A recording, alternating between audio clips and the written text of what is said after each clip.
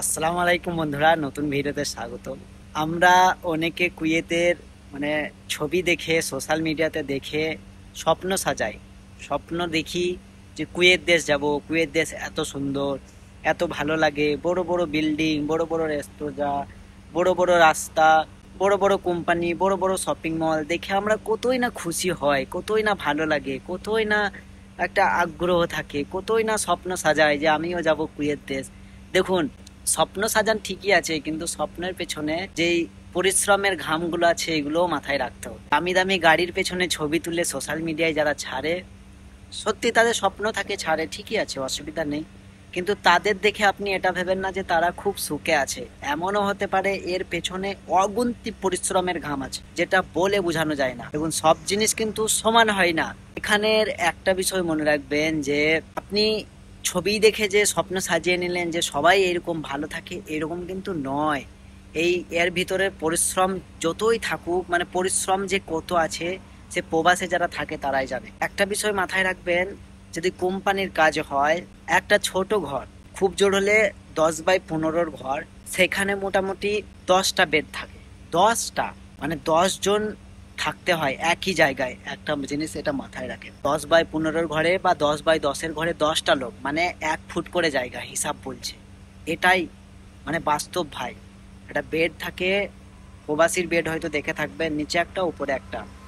উপরের মানুষ যদি একটু হিলাহিলি করে নিচের মানুষের ঘুম হয় না, নিচের মানুষ যদি একটু উঠাউঠি করে উপরের মানুষের ঘুম হয় না। এটাই বাস্তব ভাই, এগুলোই সত্য কথা। কারণ অগন্তি পরিশ্রম থাকে ভাই, মানে যেটা বলে বোঝানো যায় না। এই যে একটা ছোট্ট ঘরের মধ্যে 10 জন থাকা, যেখানে পা বাড়াবার পর্যন্ত জায়গা থাকে না। কারণ দেখুন, একটা বেডে শোয়ার পরে কমসে কম তো একটা কিছুটা জায়গা থাকা দরকার। এর ভিতরেই, ঘরের ভিতরে হয়তো যদি সাইডেও কিচেন থাকে, বাথরুম একটা, 10 জন লোকের একটা বাথরুম, এই 10 জন লোক একটা রুমে থাকা, এই যে কষ্ট, বা এই যে কি বলবো, একজন যে দরজা খুলে বের হয়, একজন ধরেন বাইরে যাবে, দরজা খুলে বের হলে আর 9 জনের কিন্তু ঘুম হবে না, কারণ দরজার সাউন্ড সবসময়ই হয়। যেমন করে আপনি লক করেন বা নাই করেন, দরজার সাউন্ড হবে। বা একজন উঠে যদি ফোনে কথা বলে, ফ্যামিলির সাথে কথা বলে, আপনি মানাও করতে পারবেন না, আবার কিছু বলতেও পারবেন না, কারণ ফ্যামিলির সাথে কথা বলতেই হবে। এইগুলো একটা মানে পরিশ্রমের দিকে পড়ে। দেখুন, এই কষ্টের মাঝে মানুষ প্রবাসী, মানে প্রবাসী যে কত কষ্ট ভাই। সবসময় মানে দামি দামি গাড়ির পেছনে, দামি দামি মলের পেছনে ছবি দেখে নিলেন, এই যে দামি বাড়ি, এই যে অনেক বড় বাড়ি, বাড়ির পেছনে ভিডিওটা বানাচ্ছেন, এটা আমাদের মানে আমি এই বাড়িতেই কাজ করি, এই বাড়ির পেছনে দেখছেন। কিন্তু বাস্তব জীবন কতটা কঠিন জানেন? আমি আমার একা রুমে থাকি, আমার অতটা মানে কষ্টের কথা বলা যায় না রুমের হিসাবে, কিন্তু যারা কোম্পানির কাজ করে, রুমমেট থাকে, বা যাদের কপিলের বাসায় অনেক কটা লোক থাকে, একই জায়গায় থাকে, তাদের চিন্তা ভাবনাগুলো করুন, তারা কেমন কষ্টে থাকে বা তারা কতটা কষ্ট করে। এই হচ্ছে বিষয় ভাই। মানে যে সব সময় যে সুখ থাকে এটা নয়, সুখের পেছনে অনেক পরিশ্রম থাকে, অনেক ঘাম থাকে ভাই। এগুলোও মাথায় রাখবেন। দামি মল, দামি বাড়ি, দামি গাড়ির পেছনে ছবি দেখে নিয়ে একটা স্বপ্ন সাজিয়ে নিলেন যে বিদেশে তো অনেক সুখ। বিদেশে সুখ ছিল, আগে ছিল, এখন আর সেই সুখ বিদেশে নেই ভাই।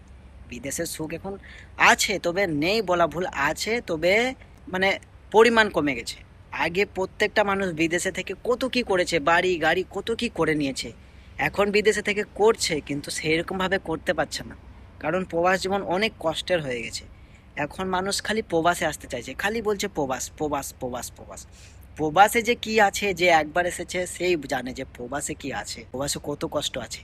একবার এসে যে মানে প্রবাসে একটু কষ্ট পেয়েছে, যদি তার কপাল ভালো হয়, অনেকে ভালো আছে, অনেকে খারাপ আছে, একটা জিনিস মাথায় চিন্তা ভাবনা করে যে প্রবাস থেকে বাড়ি গিয়ে কিছু একটা করব, কমসে কম চাষ করে খাবো, কিন্তু প্রবাসে আসবো না। এটা কিন্তু প্রত্যেক প্রবাসী মানে 100টার মধ্যে 90 জন এটা ভেবে নেয় যে বাড়ি গিয়ে মুরগি পুষবো, ছাগল পুষবো, হাঁস পুষবো, গরু পুষবো, কিন্তু প্রবাস যাব না। কেন? মানে নিশ্চয়ই কোনো ছ্যাঁকা খেয়েছে বা কিছু একটা হয়েছে। ছ্যাঁকা খাওয়ার মেন কারণ হলো, মানে বলছি তো, সুখ আর সেই সুখ নেই প্রবাসে। আগে মানুষ অনেক ইনকাম করেছে, বেতনের থেকে 4 ডাবল বেশি বাইরে ইনকাম করেছে, আর সেই সব সুযোগ এখন নেই। কি করে থাকবে? এখন মানুষ যে হারে আসছে, একটা যদি কাজ বের হয়, তা মোটামুটি একটা কাজের পেছনে 400টা লোক লেগে যায় যে আমাকে কাজটা লাগবে, কোনো সময় একটা কাজে 1000টা লোক লেগে থাকে। এটাই বাস্তব ভাই। কাজ দেখবেন কুয়েতের আপনি যদি ভিসা লাগাতে দেন কমসে কম আপনার 1 বছরের নিচে ভিসা লাগবে না। এটা যাদের ভাগ্য ভালো তাদের 2 মাস 1 মাস 3 মাসের মধ্যে হয়ে যায়, কিন্তু আমি যত দেখেছি অনেক সময় লাগে, কুয়েতের ভিসাই পাওয়া যায় না এইরকম যে একটা কাজ বেরোলে অনেক লোক লেগে থাকে, তো সবাই বলে আমাকে লাগবে আমাকে লাগবে, অনেক লোক আগে থেকে পাসপোর্ট দিয়ে রেখে দেয় যে আমার একটা কাজের দরকার। তো সব জমা থাকে, আস্তে আস্তে কাজ হয়। এই হচ্ছে বিষয়, যে প্রবাসে সুখ দেখে যে সুখে থাকে সেটা নয়। একটা জিনিস মাথায় রাখবেন। কেমন হলো ভিডিও জানাইন, নতুন কোনো ভিডিওতে আবার ফিরে আসবো। ততক্ষণের জন্য টাটা বাই বাই, আসসালামু আলাইকুম, আল্লাহ হাফেজ। দোয়া রইলো, দোয়া করবেন, আবার ফিরে আসছি।